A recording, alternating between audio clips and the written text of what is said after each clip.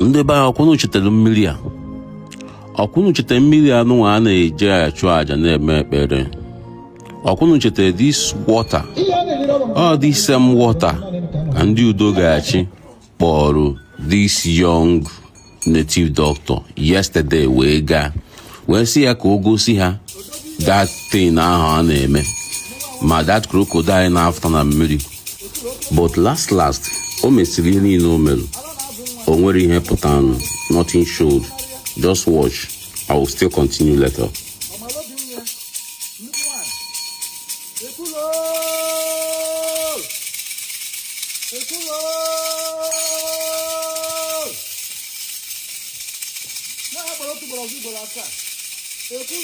My concern here bụ ma ọ bụrụ na ọ si ndị udo ga-achị na this ekwuro so ọ na-akpọ now adara pụta na ife or something, it will be a different thing.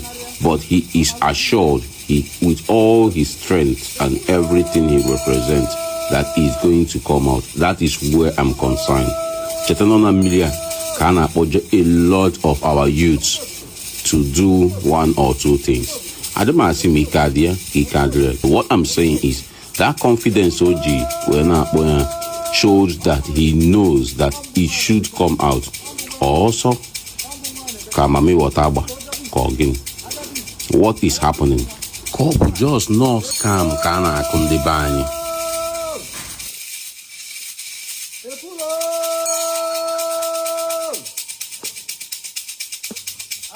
Well, let me cut the long story short.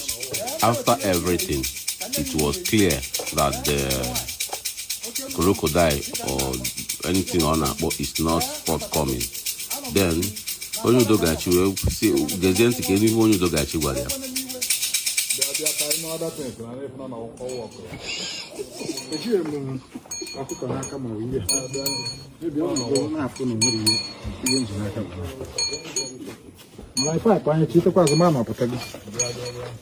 Onye dogachi wee sị ya bịa ka anyị pụọ ka anyị jee mee ife ọzọ, but with confidence or sị ya before anyị apụọ ka anyị jee chigata azụmanụ ọpụtago. But here he have realized that he have wronged the state, he have wronged a lot of youth.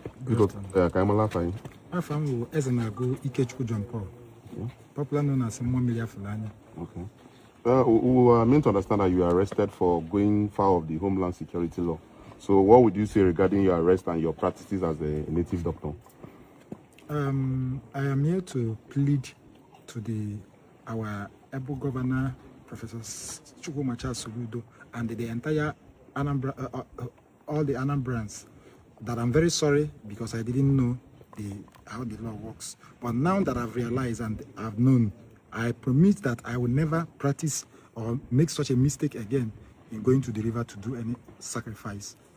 That's my promise. I pleaded that if there is a means of forgiveness, I pleaded to our able governor, Professor Soludo, and the whole Anambra State government, they should please pardon me for these mistakes. I cannot do it again. That's my promise. How about all those Yahoo boys and Yahoo girls that come to you?